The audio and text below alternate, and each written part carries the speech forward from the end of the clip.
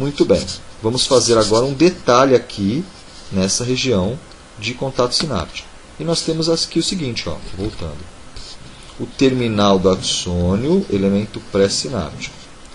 Ele penetra numa região, ó, há uma certa dobradura para dentro da membrana pós-sináptica, que é a membrana da célula muscular. Tudo bem? Está aqui, olha, se dobrando para dentro. Ela forma um espaço que nós chamamos de goteira. Tudo bem? Goteira sináptica.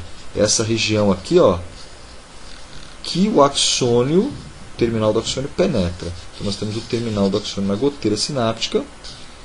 Observem que é característico das sinapses uma série de vesículas sinápticas. Podem haver 300.000 vesículas sinápticas em um único terminal de alfa-motoneurônio. E existe aqui uma série de mitocôndrias que vão fornecer energia para fabricar o neurotransmissor que vai ser aqui armazenado e posteriormente liberado. E nós temos que a membrana pós-sináptica ela é dobrada, olha só, constituindo o que nós chamamos de fendas subneurais. Cada buraquinho desse aqui, cada dobradura dessa é uma fenda subneural. Muito bem, vamos observar agora num outro desenho onde nós temos lá um detalhe maior ainda. Então eu tenho aqui o terminal sináptico com suas estruturas, a membrana neural, a membrana do alfa-moto, que é a membrana pré-sináptica. Aí nós temos uma série de vesículas sinápticas e os locais de liberação dos neurotransmissores. Nós temos aqui na membrana pré-sináptica canais de cálcio, que são canais do tipo voltagem dependentes, isso é comum a todas as sinapses. E aqui, ó, membrana pós-sináptica, dobradinha, cheia de fendas subneurais. E no interior dessas fendas existem os receptores pós-sinápticos. Especificamente, a junção neuromuscular libera um neurotransmissor chamado acetilcolina.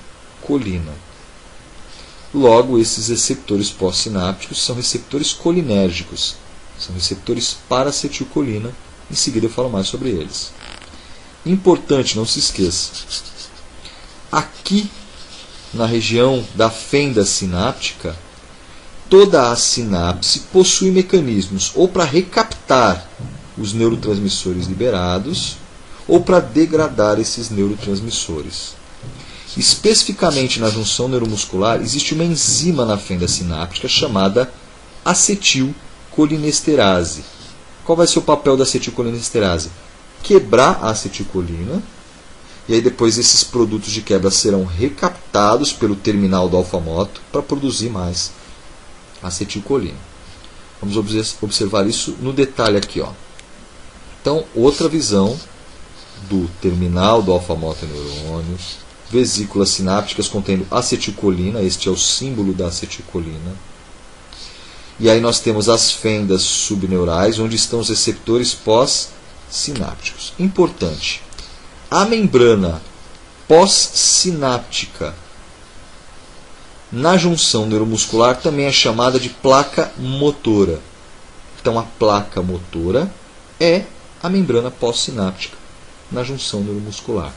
No detalhe, nós temos aqui o terminal, as vesículas, temos a placa motora. O que não está detalhado aqui? Os receptores, então aqui, ó, de acetilcolina, estão localizados, na verdade, no interior das fendas subneurais.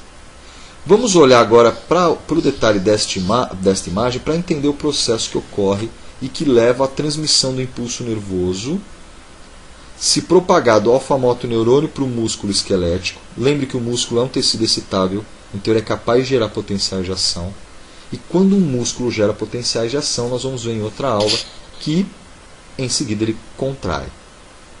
Então o alfa-moto, através da junção neuromuscular, promove o disparo de potenciais de ação pelo músculo e sua consequente contração.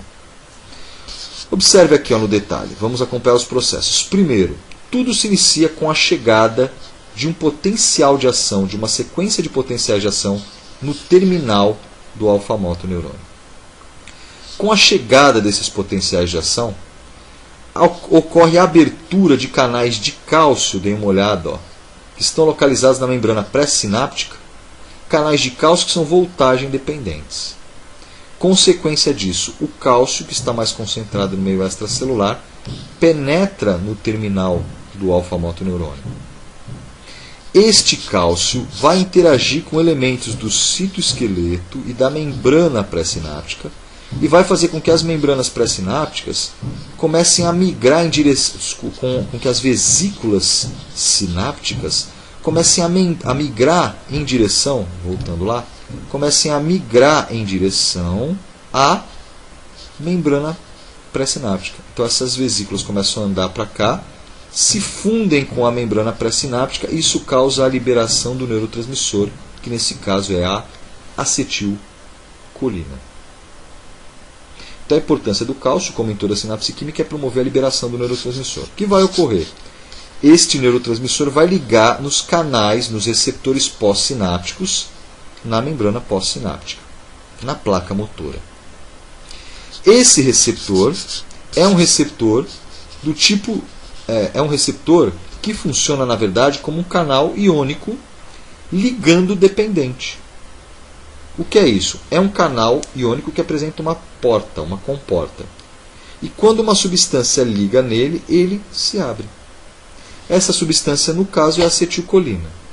O nome desse receptor pós-sináptico é receptor nicotínico de acetilcolina. Isso é o tipo farmacológico do receptor. Os receptores colinérgicos são de dois tipos, muscarínicos e nicotínicos. Quando o receptor é do tipo ligando dependente, ou seja, ele é um canal iônico que a ligação do neurotransmissor causa a abertura do canal, ele é um receptor do tipo nicotínico de acetilcolina. Então, este receptor da junção neuromuscular é um receptor nicotínico colinérgico, o receptor nicotínico de acetilcolina. E o que importa, esse receptor é, na verdade, um canal de sódio. Quando a acetilcolina liga, ele abre e o sódio entra. Aqui está mostrando o potássio saindo, porque esse canal também tem uma permeabilidade ao potássio, mas a permeabilidade é muito maior ao sódio. Então a gente vai simplificar, vai falar que ele é um canal de sódio ligando dependente. Quando o sódio entra, a gente vai observar que esta célula que estava em repouso vai sofrer uma despolarização. Na verdade, essa despolarização é um potencial local, que recebe o nome de potencial da placa motora. Nós vamos ver mais adiante. Vejam, essa junção neuromuscular, então, nada mais é que uma sinapse química excitatória. O potencial da placa motora nada mais é que um tipo específico de potencial pós-sináptico excitatório. Tudo bem? Importante. Na maioria das sinapses, uma sinapse sozinha, quando ela causa um potencial pós-sináptico, ele não tem o tamanho suficiente para atingir o limiar.